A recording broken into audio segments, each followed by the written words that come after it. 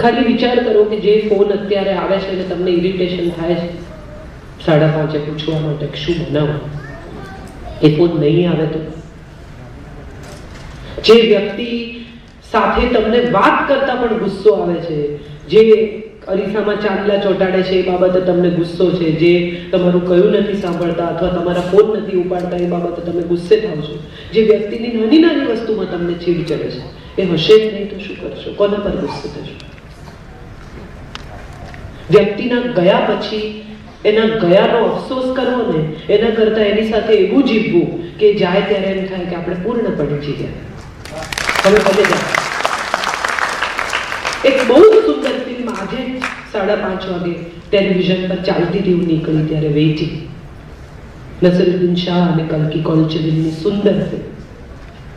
બે દાંપત્યો, એક 40 વર્ષ જૂનું અને એક 4 વર્ષ જૂનું, બંનેના સ્પાઉસને એક્સિડન્ટ થાય છે અને બંને જણા આઈસીયુમાં છે અને બંને જણા વેઇટ કરે છે કે શું થશે. અને ત્યારે તમને સમજાય કે તમે ખરેખર એને કેટલું ચાહો છો. કોઈને કેટલું ચાહો છો એ કહેવા માટે ક્રાઇસિસની રાહ શું કામ જોવાની? એ બીમાર પડે ત્યારે કહેવાનું, એને તકલીફ થાય ત્યારે કહેવાનું, છૂટા પડવાનું હોય ત્યારે કહેવાનું કે તમને ખબર જ નથી મેં તમને કેટલો પ્રેમ કર્યો છે. પણ સાથે રહીને કહો ને કે હું તમને બહુ પ્રેમ કરું છું. શું કામ નહીં કહેવાનું? આઈ લવ યુ કહેવું એ વેવલા વેડા નથી. આઈ લવ યુ કહેવું એ પોતાની સૌથી સર્વશક્તિમાન ક્ષણનો સ્વીકાર છે.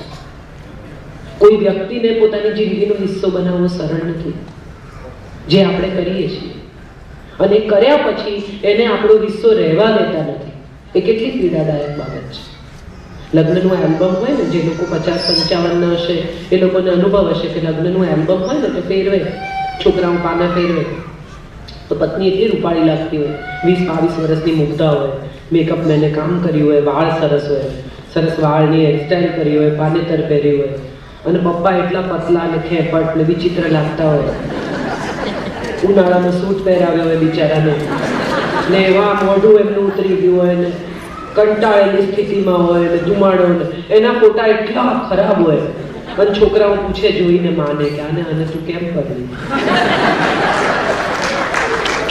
એ જ પપ્પા 40માં પ્રવેશે, પૈસા કમાય, થોડા સારા લાગે, થોડું શરીર ભરાય, થોડા વ્હાઈટ વાળ થાય, ત્યારે માં સહેજ ગરડી થઈ હોય, આંખો નીચે કરચલી આવી હોય, થોડું વજન વધ્યું હોય, અને ત્યારે માને ઇન્સિક્યોરિટી આવે કે આ કોઈના પ્રેમમાં નહીં પડી જાય ને. પણ બહુ મહત્વની વાત એ છે કે આ આટલા વર્ષનું દાંપત્ય જે સાથે જીવ્યા ને એ ફિક્સ ડિપોઝિટ જેવું હોવું જોઈએ, જે તમને લગ્નના અમુક વર્ષો પછી વ્યાજ આપવાનું શરૂ કરે. આપણો પ્રોબ્લેમ એ છે કે આપણે દાંપત્યને એટીએમની જેમ વાપરીએ છીએ, એફડીની જેમ નથી વાપરતા. બધું જ ઉઠાવી લેવું છે અંદરથી, મૂકી રાખો, એ તમને વ્યાજ આપતું થશે. જિંદગી બહુ સુંદર છે દોસ્તો, અને લગ્નનો વિચાર આ દેશે જે આપ્યો છે ને એ દુનિયાના કોઈ દેશે નથી આપ્યો. કારણ કે આ દેશમાં એમ કહેવામાં આવે છે કે આપણે સાથે સાથે વૃદ્ધ થઈએ, એ દાંપત્ય છે. આટલો સુંદર વિચાર વિશ્વના કોઈ લગ્નએ નથી આપ્યો કે let's grow old together. What a wonderful way of saying. બે લોકો સાથે સાથે વૃદ્ધ થાય, એકબીજાની નબળાઈને ઓળખે, એકબીજાના પ્રેમને જાણે, એકબીજાની શક્તિઓને ઓળખે, એકબીજાનો હિસ્સો બને, એકબીજાની સમસ્યા સાથે મળીને ઉકેલે, એકબીજાના વખાણ કરે, તો એ દાંપત્ય બને છે એક હોલસમ ડિઝાઇન. બાકી ભૂલો કાઢવા માટે આપણી પાસે સવારના પરમાં ઘરે આવતી માળી બાઈથી ચાલુ કરીને પડોશી સુધી બધા છે જ. જીવન સાથીને છોડો, ખૂબ ભૂલો કાઢવા માટે તમને મળી રહેશે માણસો ચારે બાજુ. આપણે કેટલા બધાને સહન કરીએ છીએ, તો ખરેખર જેને પ્રેમ કરીએ છીએ એને સહન કરવામાં ક્યાં પ્રોબ્લેમ છે? પણ સૌથી વધારે યુદ્ધો, સૌથી વધારે વાંધા, સૌથી વધારે પ્રોબ્લેમ આપણને એ માણસ સાથે પડે છે જેને આપણે સૌથી વધારે પ્રેમ કરીએ છીએ. પતિ કોઈના પ્રેમમાં પડીને આવે કે પત્ની કોઈના પ્રેમમાં પડીને આવે ત્યારે પગ નીચેથી ધરતી ખસી જાય, કકળાટ થઈ જાય. તમે મને છેતરી, તમે આમ કર્યું, તમે વિશ્વાસ ભંગ કર્યો, તમે આમ, બંને એકબીજાને. પણ એ વિશ્વાસ તૂટે એવી સ્થિતિ સુધી કોણ લઈ ગયું? મિત્રો, મારે એક જ વાત કહેવી છે, જે ત્રીજો માણસ એટલે દાખલ નથી થતો કે ત્રીજો માણસ આવે છે ને જગ્યા થાય છે. ત્રીજો માણસ એટલે દાખલ થાય છે કારણ કે જગ્યા થઈ છે, માટે ત્રીજો માણસ આવે છે. નહીં થવા દેતા જગ્યા તમારા ઘરમાં. ઉત્તમ માતા પિતા બનવા માટે ઉત્તમ પતિ પત્ની હોવું બહુ જરૂરી છે. આ કદાચ બહુ લોકોને નથી સમજાતું, અને પછી છોકરું જ્યારે સામે બોલતું થઈ જાય, છોકરું જ્યારે ખોટી દિશામાં જતું રહે, ત્યારે એમને સમજાય છે કે આપણે આવી રીતે એકબીજા સાથે ઝઘડવાનું નહોતું. એ જ ભાષા વાપરે છે જે ભાષા તમે એકબીજા પર વાપરી છે, જેને સાંભળી છે. એક ઘર, એક પરિવાર, એક કમ્પ્લીટ ફેમિલી ત્યારે જ બને છે જ્યારે એક યુગલ કમ્પ્લીટલી સુરમાં હોય. સાથે હોવું એટલે સમજણથી સાથે હોવું. એક છત નીચે રહેવું એને સાથે જીવવું નથી કહેતા. તમારા બંનેનું એડ્રેસ એક હોય, તમારા બંનેના પાસપોર્ટમાં એડ્રેસનું પ્રૂફ એક હોય, એથી એક ઘર નથી બની જતું. સ્ત્રીને સાહેબ તમે એક વસ્તુ આપો ને એને અનેક ઘણી કરીને આપે છે. તમે એને સ્પર્મ આપો ને તો એ બાળક બનાવી આપે એમાંથી. તમે એને અનાજ લાવી આપો તો એમાંથી એ ભોજન બનાવી આપે. તમે ધન લાવી આપો તો એમાંથી લક્ષ્મી બનાવી આપે. તમે સ્નેહ આપો તો એ સામે અનેક ગણું આપે. તમે મકાન આપો તો એ ઘર બનાવે. પણ તમે જ્યારે તિરસ્કાર, અપમાન, તકલીફ, અવહેલ ના આપો ત્યારે એ પણ અનેક ગણું કરવાની એની ફિતરત છે. એને બધું જ અનેક ગણું કરીને પાછું આપતા આવડે છે. માટે તમને જે પાછું જોઈતું હોય એને એટલું જ આપજો.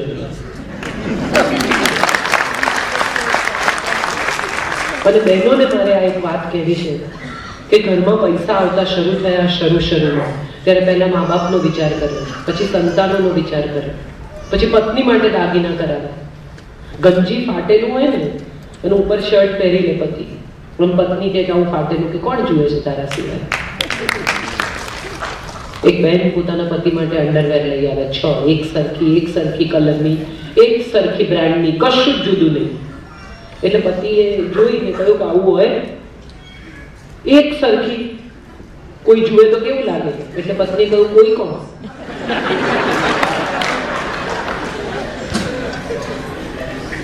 એક ભાઈને એક્સિડન્ટ થયો એટલે એમણે એમની પત્નીને SMS કર્યો કે મને એક્સિડન્ટ થયો છે, પણ હું હોસ્પિટલમાં આવી ગયો કારણ કે ટીના સમયસર આવી. મારી એક પાંસળી તૂટી ગઈ છે, નાકમાં થોડું વાગ્યું છે, થોડું લોહી વહી ગયું છે, 4 ટાંકા લીધા છે અને હું એડમિટ થયો છું, તું આવી જજે. એટલે પત્નીએ સામે લખ્યું ટીના કોણ છે. સમયસર આવી એવી ટીના કોણ? પાંસળીની વાત પછી કરી.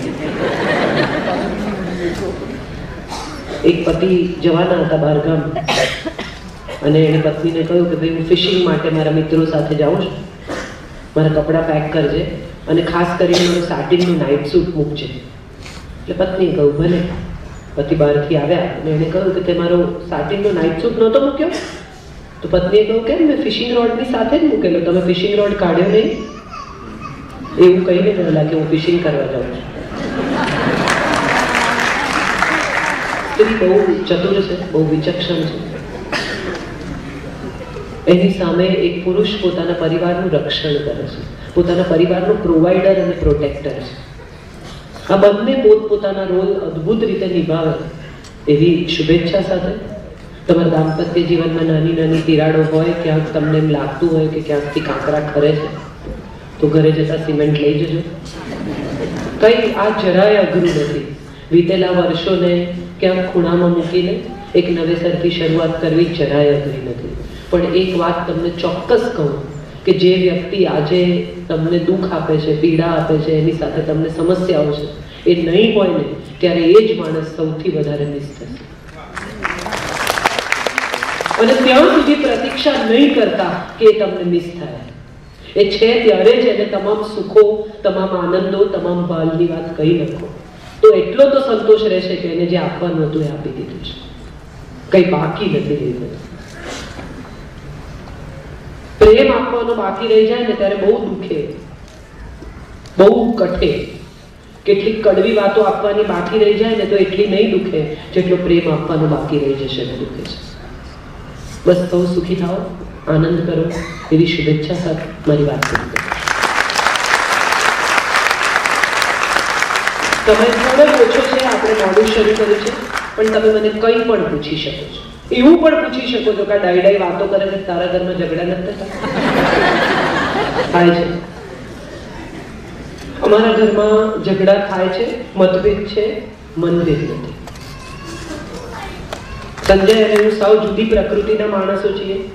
એની સવાર જ સાંજે 4 વાગે પડે છે. ત્યાં સુધી એનો દિવસ શરૂ જ નથી થતો અને હું એકદમ મોર્નિંગ પર્સન છું. એટલે અને મારી એનર્જીનું લેવલ જુદું છે, એની એનર્જીનું લેવલ જુદું છે, પણ અમને એકબીજાની એલર્જી નથી. અમે એવું સમજી ગયા છીએ કે બે જુદા માણસો છીએ, જુદા સ્વભાવ છે, જુદી પ્રકૃતિ છે, જુદી રીત છે જીવવાની. એટલે હવે આ જુદી રીતે જ જીવવું પડશે. એક બહુ મજાનો કિસ્સો કહું. આજે સવારે પણ મેં કહ્યું એક કાર્યક્રમમાં કે અમારા ઘરે સતીશ કૌશિક અમદાવાદમાં નાટક હતું અને આવેલા, અને સતીશ કૌશિકની સાથે બીજા પણ 2-4 મિત્રો બધા અમારે ઘેર આવ્યા. સંજય ઘરમાં નહીં, સાંજે 5-1 વાગે બધા આવ્યા, બેઠા. લગભગ 5:45 થવા આવ્યા. ત્યારે તથાગત નાનું 4 વર્ષનું, 15-16 વર્ષ પહેલાની વાત છે. અને મેં 5:45 પૂછ્યું, મેં કીધું સર ચાય पिएंगे? એટલે સતીશ કૌશિકે કહ્યું કે तुम्हारे मियाँ ने तुमको बताया नहीं, हम तो दारू पिएंगे और खाना खाएंगे. 6 માણસ, મારું છોકરું નાનું, ત્યારે એમાં કંઈ નોકરો નહીં, ઘરમાં માણસો નહીં, વ્યવસ્થા નહીં. એમણે મારું મોઢું જોઈને જ મને પૂછ્યું કે નહીં હો પાએગા? મેં કીધું નહીં, હો જાયગા સર. આમ તેમ કરીને બધું જોગાડ કરીને ગોઠવી દીધું. એ વખતે સેલફોન નહીં, સંજયને શોધો ક્યાં? માંડ રાત્રે 9 વાગે સંજયભાઈ ઘેર આવ્યા. આ લોકોને બેઠેલા જોઈને એને યાદ આવ્યું કે હું તો ઇન્વાઇટ કરી આવેલો. એટલે આવીને તરત જ એને કહ્યું કે સર આતા હું મોડું ધોવા અંદર ગયો, હું પાછળ ગઈ.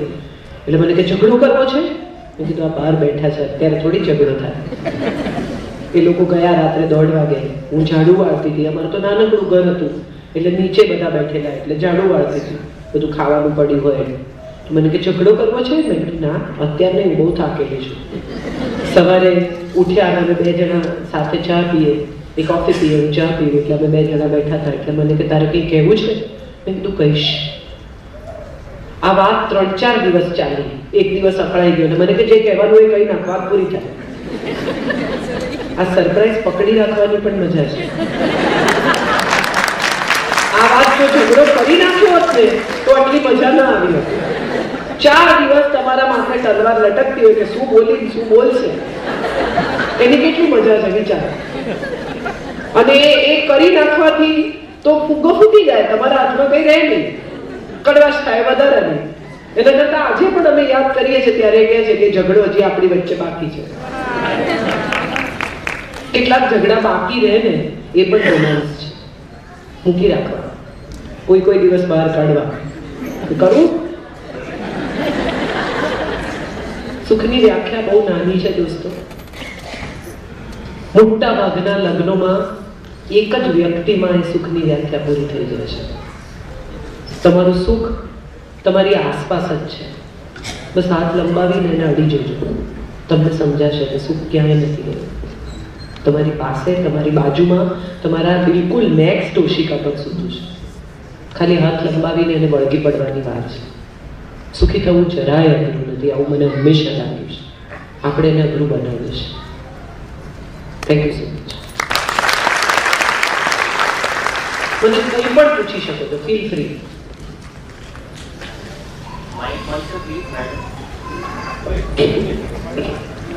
મને જ માંડ મળ્યું છે પણ પહોંચાડ્યું.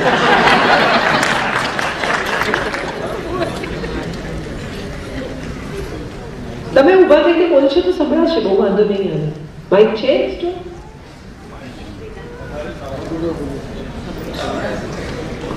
નથી. તમે ઊભા થઈને બોલો ને, વાંધો નહીં, જોરથી બોલતો સંભળાશે. જી, આ એક કઢાયું ને, આ બેમાંથી એક કઢાયું છે, એક કઢાયું.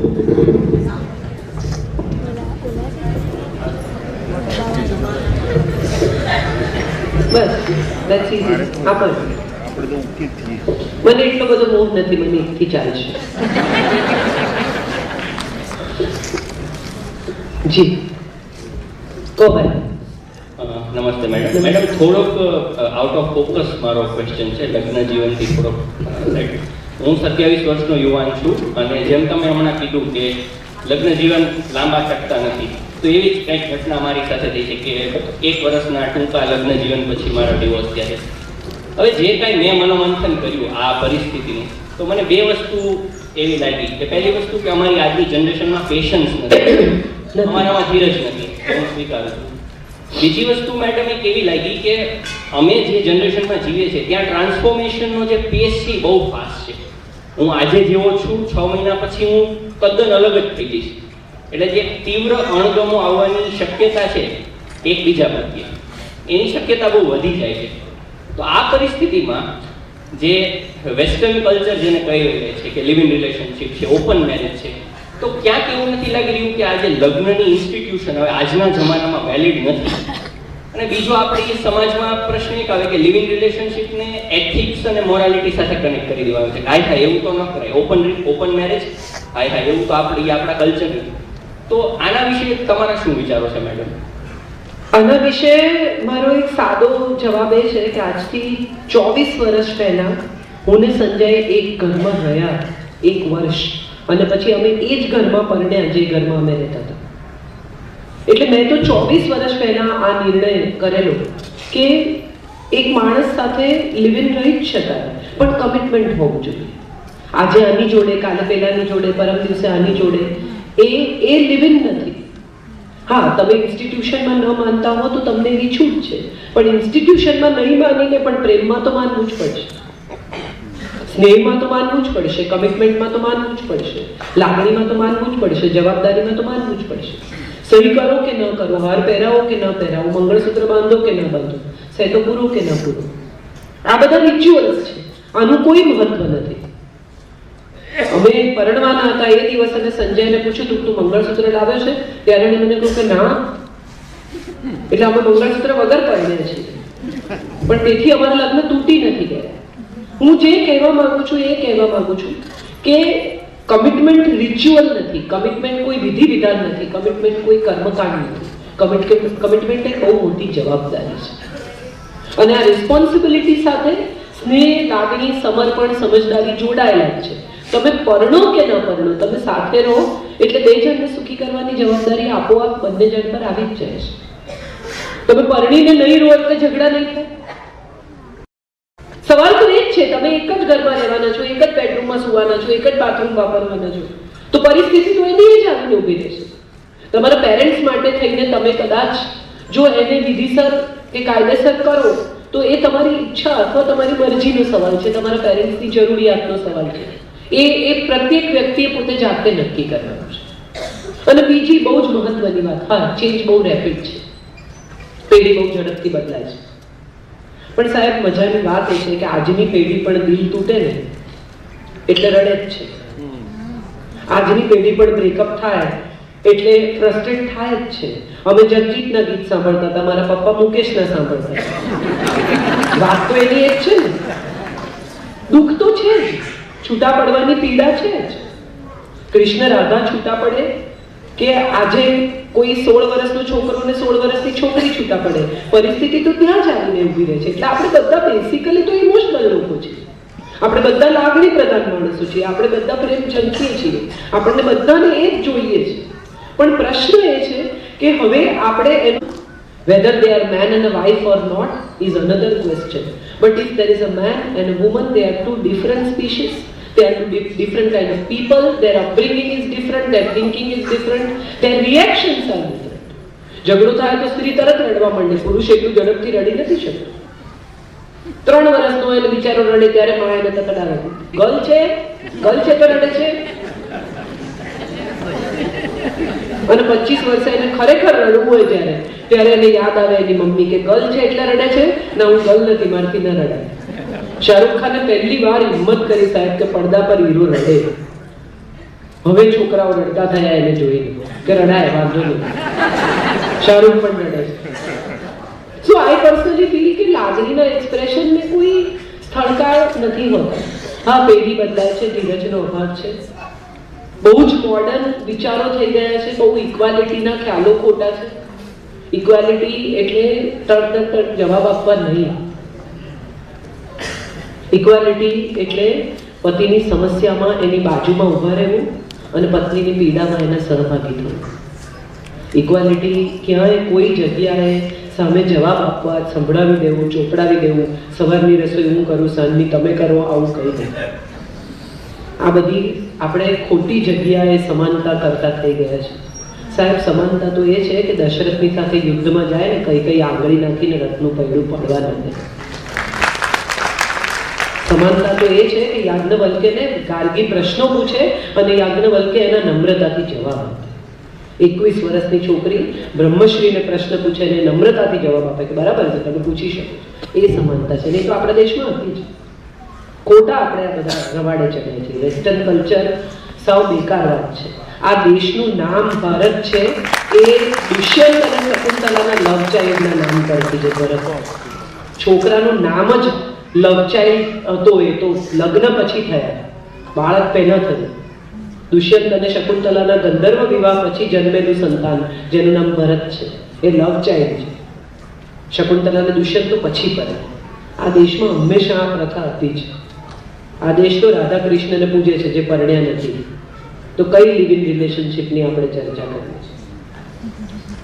આ દેશ બહુ બોલ્ડ હતો, બહુ બ્રોડ હતો. આ દેશમાં હંમેશા એડવાન્સ સિચ્યુએશન હતી જ.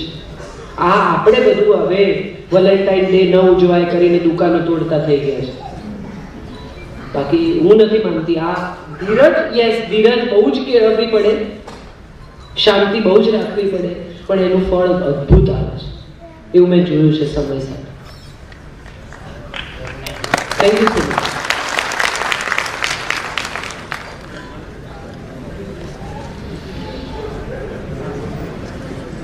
હા, પ્લીઝ. મારું નામ હિતાર્થ બારોટ છે અને હું 19 યર્સનો બોય છું. મારો પ્રશ્ન મેમ આપની સામે છે. હું આપને મેમ ના કહું કે માં કહું તો ચાલશે? માં કે આંટી કે તને જે ગમે. મારો પ્રશ્ન એ છે કે અત્યારના સમયમાં અમે જે બાળકો ભણીએ છીએ અને જ્યારે છોકરું જન્મે છે ને 5-6 વર્ષનું થાય છે ત્યારથી એના મા બાપ એને એ જ શિખામણ આપતા હોય છે કે બેટા કાં તો તું ડૉક્ટર બન, કાં તો એન્જિનિયર બન, કાં તો તું તારી લાઈફમાં સ્ટડીમાં આગળ વધ. મારો હવે આપને કહેવાનો મતલબ એ છે કે જ્યારે અમે 19-20 વર્ષના થઈએ છીએ અને આપણે જે દાંપત્ય જીવનની વાત કરી 60-70 વર્ષ સુધીની કે એમાં કેવો લવ જોઈએ, તો 21 વર્ષથી માંડીને અથવા 20 વર્ષથી માંડીને 24 વર્ષ સુધી શું અમારે લવ કરવો જોઈએ અથવા લવના વિચાર કરવા જોઈએ કે સ્ટડી ઉપર ફોકસ કરવો જોઈએ? સવાલ રસપ્રદ છે, પણ એનો જવાબ બેટા એ છે કે લવ કરાય નહીં, થઈ જાય. કોઈ તમે નક્કી કરીને પ્રેમમાં ના પડી શકો કે આજે હવે હું બહાર નીકળું છું, નાઈ ધોઈને બહાર પડું છું બજાર અને સાંભળ છે કે પ્રેમમાં પડીને પાછું આવ્યું. શક્ય નથી. બીજી મહત્વની વાત કે પ્રેમ તમારી શક્તિ છે, પ્રેમ તમારી નબળાઈ નથી. કૃષ્ણએ રાધાને મૂકીને મથુરા જઈને કંસને મારી નાખ્યા. એ પછી એણે કહ્યું કે હું શાંતિપનીને ત્યાં ભણવા જઈશ. એણે પાવર ઉપર, પ્રેમ ઉપર, નોલેજને પસંદ કર્યું. એ આપણા દેશની પરંપરા છે. પ્રેમમાં પડો તો ધીરજ રાખો, પ્રતીક્ષા કરો, તમે સફળ થાઓ, તમારા પગ પર ઊભા થાઓ ત્યાં સુધી. પ્રેમમાં પડો એટલે 24 કલાક રાત દિવસ બસ તો તમારા ખ્યાલ હે ના.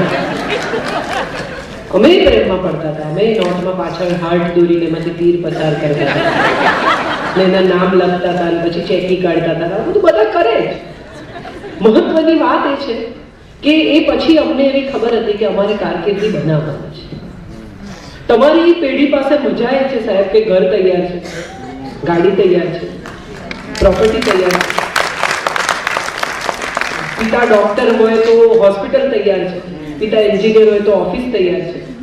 તમારે કરવાનું શું એ પ્રશ્ન બહુ મહત્વનો છે.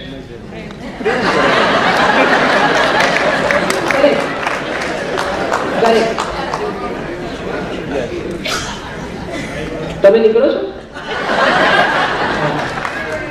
હું એમને કહું છું છે એકલા આવે છે ને બધા જોડે જ છે, બધાને લઈને આવવું પડે જેવી પરિસ્થિતિ છે. એટલે નથી લાવવા, નથી લાવવા તો મારી ભૂલ શું ને પત્નીની ભૂલ શું એ સમજાય. વાત સાચી, પણ સવારથી પ્રેમમાં પડવા નીકળશો તો એ સૌથી મોટી ભૂલ છે. ટૂંકમાં સિરિયસલી આપણે તારી વાતનો જવાબ આપીએ તો એ છે બેટા કે પ્રેમમાં પડવું એ ગુનો નથી, પણ પ્રેમમાં કારકિર્દી બરબાદ કરવી એ બહુ મોટો ગુનો છે. અને એનાથી મોટી વાત મેં જે તમારી પેઢીના છોકરાઓમાં જોઈ છે કે પ્રેમમાં નિષ્ફળ થાય એટલે આત્મહત્યા કરે, આ કરે, પેલું કરે. તમારા મા બાપે તમને આટલા કષ્ટ વેઠીને મોટા કર્યા, 20 વર્ષ, 22 વર્ષ, 19 વર્ષ સુધી જે મા બાપે પોતાનો વિચાર નથી કર્યો, એ મા બાપનો વિચાર તમે 6 મહિનાની ઓળખાણ થયેલી કોઈ છોકરી સાથે કે 6 મહિનાની ઓળખાણ થયેલા કોઈ છોકરા સાથે ભૂલી ગયા.